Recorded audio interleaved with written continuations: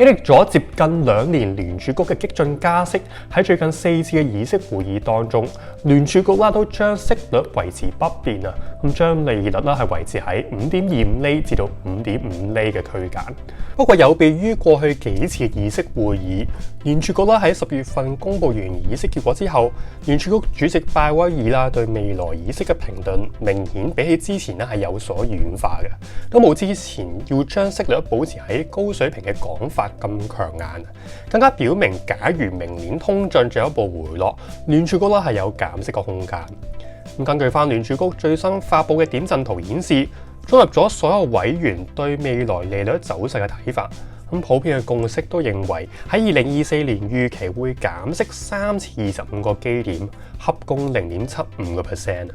由於現時美國嘅通脹率已經有明顯回落嘅跡象，市場都預期現時聯儲局嘅利率水平已經係見頂嘅，而今輪嘅加息週期已經係結束。雖然係咁，根據12月嘅美國通脹數據顯示，現時美國整體嘅 CPI 依然係3.1%，高於聯儲局嘅2% 通脹目標，反映住通脹嘅水平依然係未完全受控嘅。喺咁嘅情況之下，我認為即使通脹已經由過去1年最高峰明顯回落，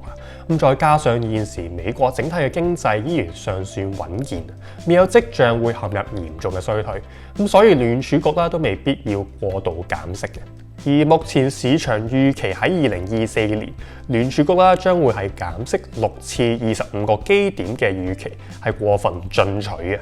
就因為咁，即使市場已經係開始 price in 嚟緊聯儲局嘅減息預期，目前短年期嘅美債同埋短年期嘅定期存款回報依然係非常吸引。就例如3個月同埋6個月嘅美國國債利率，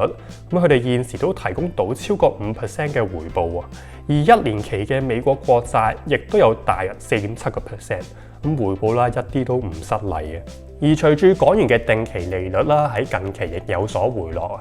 假如投資者係唔想冒太多風險得嚟，又想賺到比定期更高嘅回報，究竟市面上有啲乜嘢值得留意嘅投資工具呢？今日就想同大家去分享近呢年好受投資者歡迎嘅投資產品貨幣市場 ETF。Hello， 大家好，我係 Graham， 歡迎你嚟到我嘅 YouTube Channel。如果想了解更多關於個人理財同埋投資嘅知識，歡迎大家去 subscribe。喺銀行做定期存款就聽得多啦。不過貨幣市場 ETF 又係啲乜嘢嚟嘅呢？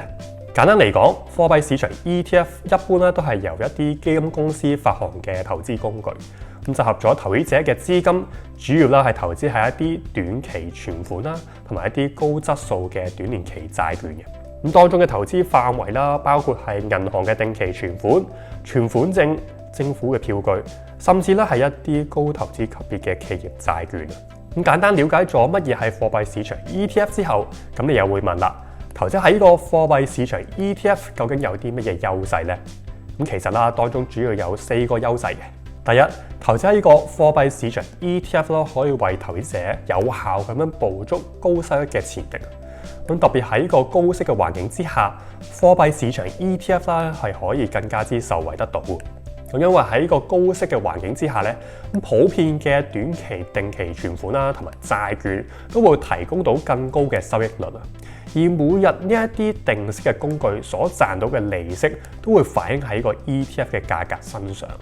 而正如頭先都提到啦，除咗係銀行嘅定期存款之外，其實貨幣市場 ETF 嘅投資組合仲包含咗一啲短年期嘅存款證同埋債券。而呢一類型嘅定息投資工具一般都比起定期存款嘅回報為高嘅。所以一般貨幣市場 ETF 嘅收益率都會係跑贏單憑只係做銀行嘅定期。就以由 Global X 發行喺香港上市嘅美元貨幣市場 ETF代號3137為例，呢一隻 ETF 現時嘅投資組合收益率係5.69%，而當中嘅投資組合分佈大約有60% 投資喺呢個定期存款，同埋40% 投資喺債券同埋存款證身上。而根據目前呢一隻 ETF 嘅投資組合，總共咧係有28隻定期同埋債券啊。而頭15個主要持倉當中，可以見到大部分都係以美元嘅定期存款為投資組合嘅核心，而其餘7個主要嘅持倉就係由一啲大型銀行發行嘅債券或者係存款證組成嘅，例如係農業銀行、工商銀行、交通銀行同埋中國銀行啊。投資喺貨幣市場 ETF 第二個優勢就係產品低風險嘅特性。咁市場都認為貨幣市場基金或者 ETF 都係一啲極為穩陣而且保本嘅投資工具。咁喺過去1年，即使股票市場係非常波動都好啦，咁整體貨幣市場 ETF 都錄得正數嘅回報啊。咁以3137為例，由於有接近60%嘅投資組合都係投資喺一啲銀行嘅定期存款啊，咁再夾雜大約40%嘅定息工具，咁就例如大型銀行發行嘅高投資級別、高質素嘅債券同埋存款證啊，咁所以貨幣市場 ETF 啦都係屬於低風險嘅投資工具。而且由於組合所投資嘅相關定息工具，一般都係集中投資喺幾個月內就到期嘅定息產品啊。咁就因為咁，亦降低咗當中嘅利率風險。咁組合所持有嘅債券對環球息率嘅變化嘅敏感度啦，亦非常之低。咁因此債價咧嘅波動性係非常之有限嘅。咁根據 Global X 官網所提供嘅資料，現時隻3137投資組合平均到期日數啦係50日啊，咁代表住貨幣市場 ETF 嘅投資組合整體個存續期係非常之短啊，咁大大降低咗投資組合嘅利率風險同埋波動性。咁就因為咁，投資喺貨幣市場 ETF 嘅風險啦都係非常之低嘅。投資喺貨幣市場 ETF 第三個優勢啊，咁就係佢嘅高流動性。咁就以3137呢一個美元貨幣市場 ETF 為例，咁由於佢係香港交易所上市嘅，咁同股票一樣，投資者啦係可以隨時喺香港交易時段做買賣嘅。咁所以相比起做定期存款，對投資者嚟講啦，投資喺呢個貨幣市場 ETF 嘅靈活性同埋流動性係更加之高，